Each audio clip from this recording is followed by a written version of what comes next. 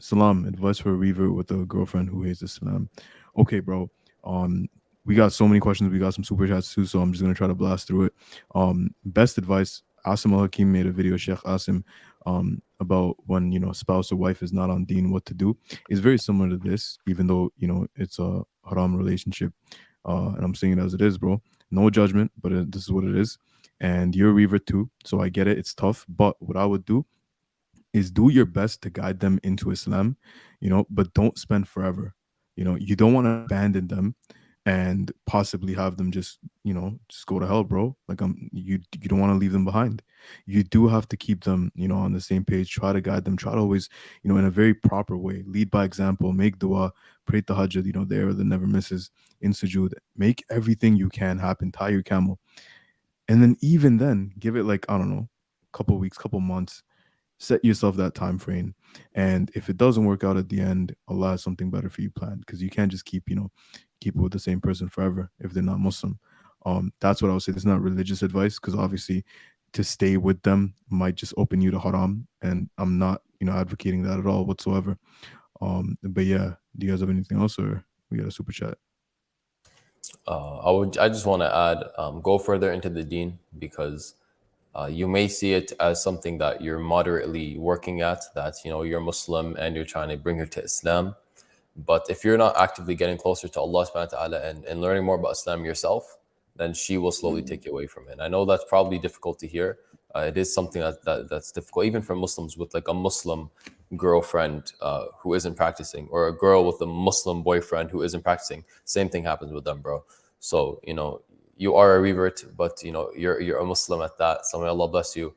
That's my Mhm. sincere advice. Just do your best, and don't let the shaitan creep in. At the end of the day, you have to really sit and reflect, and be willing to make the hard decision that you will choose Allah over her. And don't be like me, bro. I honestly, I was trying to get married once, and I made a really bad mistake. I literally, there's one point where I sat down and I was like, you know, I remember just thinking, I have to leave her for the sake of Allah subhanahu wa ta'ala. Mhm. And then after that, I had this really weak feeling of like, I can't. And that's when like I went through a very difficult time. Alhamdulillah, I deserved it. And I'm really grateful for it now. Alhamdulillah. You remember, bro, when Gabriel was telling us that all the cases he's dealing with, and this is no, not making a generalization right now on women, but Gabriel Al Romani, he's literally a counselor. He deals with marriage and marital issues and affairs and all this regularly. So when he deals with it, he noticed that anytime it's a haram relationship and one person gets on deen, let's say they're Muslim and the other one's not really Muslim or not practicing, or they haven't accepted Islam yet, if the man is on deen and the woman isn't, from his observations, usually it works out. Usually the woman just, gets on the same page, because women are naturally more cooperative. They're more, they don't like to be too resisting. And this is just the way they're hardwired. And that's what he said. And he said that most of the time, if it's a woman that's on deen, right, and the man is not, then usually it's more cases where the woman then gets off deen, unfortunately, astaghfirullah. Mm-hmm. And this is reinforced by the fact that in Islam, a man who is Muslim can marry non-Muslim, Ahlul Kitab women. But when you look at women, they can't do the same. And the reason behind that is, for a woman, for them to get provisioning and being protected and being taken care of, if the man is not on deen and he's not Muslim, then is that really fair? Do women deserve that? They really don't, right? So that's that. Yeah. I mean, to add on to your point, if you continue to learn about Islam, like she'll fall in line.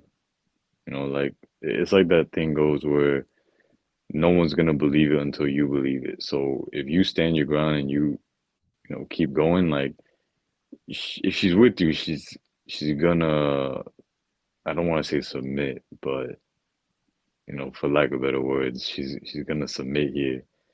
And I'd say give it a timeline as well. Like Hmm. you don't want to be with her for like a year and there's been no progress and no change whatsoever. Like give it 3 months. Like start going in on your studies, start going in on your character, and really reflecting and really just working on yourself and getting deeper in Islam, closer to Allah subhanahu wa ta'ala. And then just Mm, giving her the dawah, little teachable moments. Don't try to give too much at once, just little bits. And then sometimes you don't have to say anything. You just let your actions speak for themselves. Yeah. Um, yeah. but again, like once that time limit is up, if she hasn't submitted and she's not willing to make any changes, Yeah. she's And for the bro, streets, bro. Yeah. you could say you could say submit with ease and not feel any type of way and not want to retract it. I get it, bro. And I'm gonna say the same thing because a woman submitting to a man is different than a woman submitting to Allah. So if a man is genuinely trying to get a girl on the straight path, yeah, we are going to make her submit because what she's submitting to isn't our whims and desires or our own ideologies. It's the truth, it's the haqq. So in a way, it doesn't matter if we say a woman submits to a man who's just trying to get her on the straight path, because in a way, that's what is that doing? Submitting her to Allah. Yeah. That's the first thing. And number two, what Anhel said is key, that you got to keep on your grind, because women, especially more than men, but human beings in general, we hate to feel excluded from people, right? So the more you expand and increase this distance and gap between you and your woman, the more that she's either going to do two things. One, try to run faster and keep up with you and decrease that gap instead of, letting it widen even further. So she's going to become more like you and try to increase the similarities. Or what she's going to do is she's not for you. And if that happens, then alhamdulillah, either way. Yeah, alhamdulillah. Bro, show her you're serious. Show her you are serious. Don't like if you guys used to like if you're a Muslim now, don't touch her anymore, bro. Don't touch her anymore. For the sake of Mm. Allah. If you guys used to drink together, stop drinking. If you guys used to like, I don't know, do whatever haram thing that's haram now, stop doing it. Stop doing, honestly, I would say majority of things with her, because even spending time with her is opening the door up to zina. And if you show her that you're serious because you're serious about Allah subhanahu wa ta'ala, at the very least she will respect that commitment, Hmm. and won't try and ruin things for you, in terms of your deen and religion, and that should be more open. And again, at the end of the day, if it doesn't work out, just remember you and Allah subhanahu wa ta'ala. Your Allah subhanahu wa ta'ala first and your akhirah first, and then everything else can come after that. MashaAllah, bro. All right, brother Ismail. Where do I start learning Islam, Quran, Hadith, Aqidah, history, fiqh? And should I learn Arabic first?